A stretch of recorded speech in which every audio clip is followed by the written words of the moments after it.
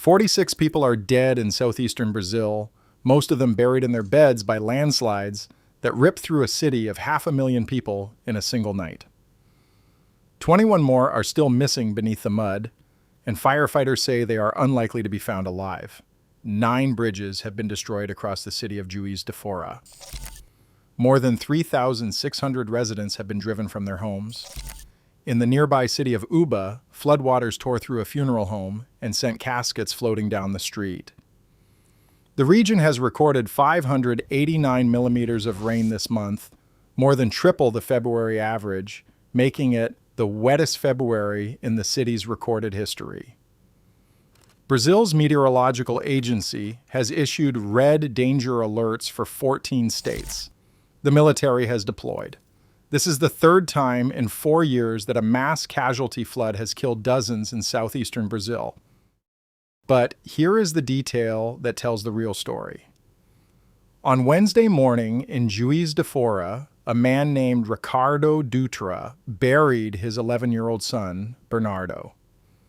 The rain collapsed their home while the family slept. Ricardo described Bernardo as a boy with a big heart who touched everyone around him. His son's friends came to the cemetery to say goodbye. Ricardo's wife and daughter are still in a hospital. Down the road in the Parque Bournier neighborhood, where 12 homes were swept off the hillside in a single landslide, a 46-year-old man named Flavio Clemente Rodriguez stood in the wreckage of his own house and told the Associated Press what everyone in that neighborhood already knew. He told the Associated Press that they never had support from the public authorities to help them with anything. No barriers, no retaining walls, no warning. The hillsides collapsed onto sleeping families in homes that never had protection, and no one has explained why. Here is how it unfolded. On Monday afternoon, February 23rd, the rain intensified over the Zona da Mata region of the state of Minas Gerais. A stationary frontal boundary had locked over southeastern Brazil, fed by tropical moisture, and squeezed against the Serra da Mantiqueira mountains. The system did not move, it just kept building. By Monday evening, the Paraibuna River, which runs through the center of Juiz de Fora, began rising fast. Then the hillsides gave way. Mayor Margarita Salomão would later tell reporters the situation was extreme, with at least 20 landslides across the city since the rain began Monday night. In the Parque Bournier neighborhood, nestled into steep slopes above the city, 12 homes were swept away in what Major Demetrius Goulart of the Minas Gerais Fire Brigade called a massive landslide. Many people were inside their homes at night when it was raining, Goulart told reporters. "We have hope. We found a boy this morning. He was inside a house, under the rubble. It took the team 2 hours of work. By Tuesday morning, the first official death toll stood at 14. By Tuesday evening, it had climbed to 23, then 25, then 30. The missing count reached 43. President Luiz Inácio Lula da Silva declared a federal emergency and placed the National Civil Defense on high alert.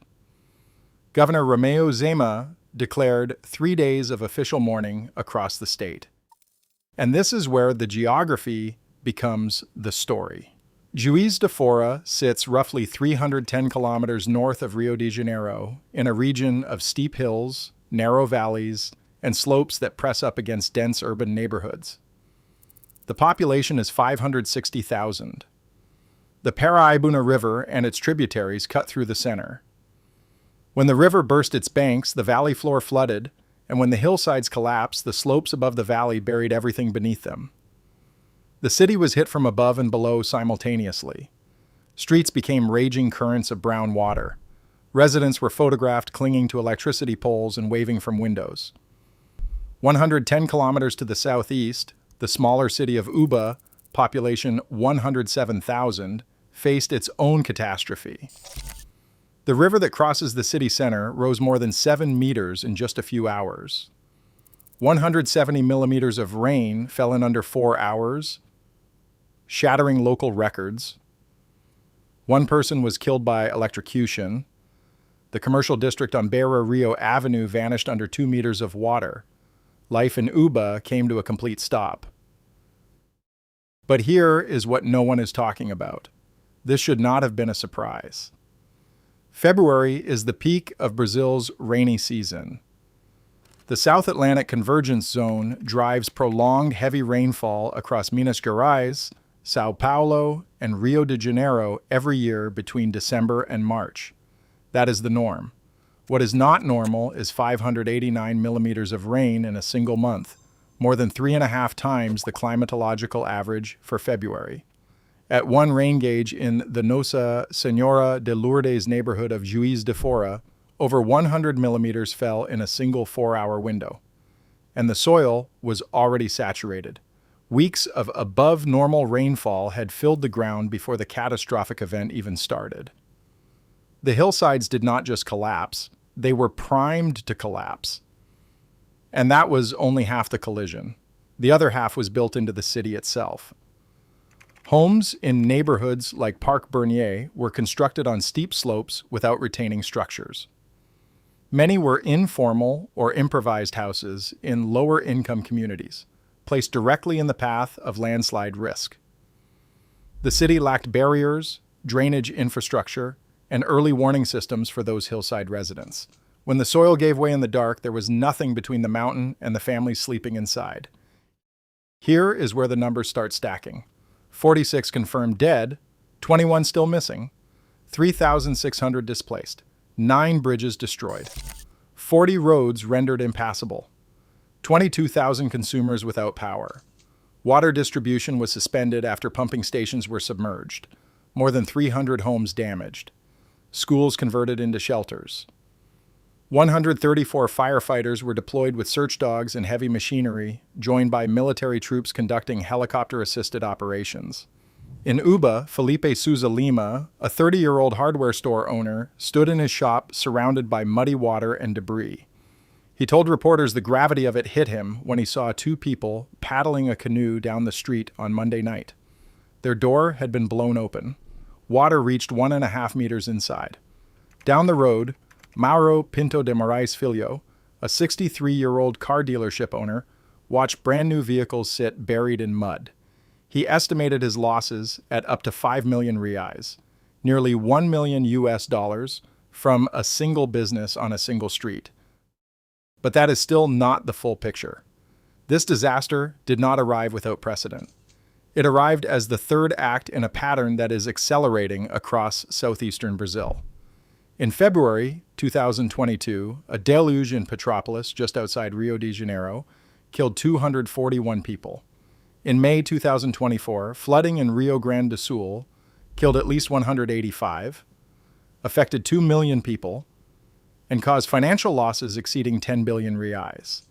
A peer-reviewed climate attribution study on the analogous January 2020 Minas Gerais extreme rainfall event found that human-induced climate change made that disaster more than 70% more likely to occur.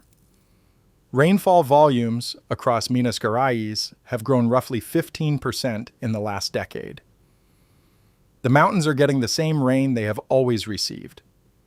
They are just getting more of it, faster, onto ground that is already full.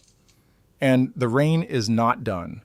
Brazil's National Meteorological Institute warns that more heavy rainfall is expected across Minas Gerais and surrounding states in the coming days. Red alerts remain active for 14 states. The slopes above Juiz de Fora are saturated and unstable, and 600 families have been ordered to evacuate from endangered hillside areas before the next wave arrives. The rainy season runs through March. The conditions that created this disaster are not anomalous. They are seasonal. The search for the 21 missing is no longer a rescue. Lieutenant Henrique Barcelos, spokesman for the Minas Gerais Fire Department, confirmed that teams are responding to flooding incidents, landslides, and structural risks along the banks and in areas near the Paraibuna River. Firefighters have told reporters directly that those still missing are unlikely to be found alive. So the questions that remain are not small ones. Will the hillside communities of Juiz de Fora still be standing after the next round of rain? Will any government at any level build the barriers and retaining walls that residents have been asking for? Or will the next disaster find the same slopes unprotected? And how many times does southeastern Brazil have to bury its children before the pattern is treated as something other than an act of nature? Right now, in the Parque Bournier neighborhood, the mud is still settling. The river is still high. And somewhere beneath the debris, 21 people are still waiting to be found.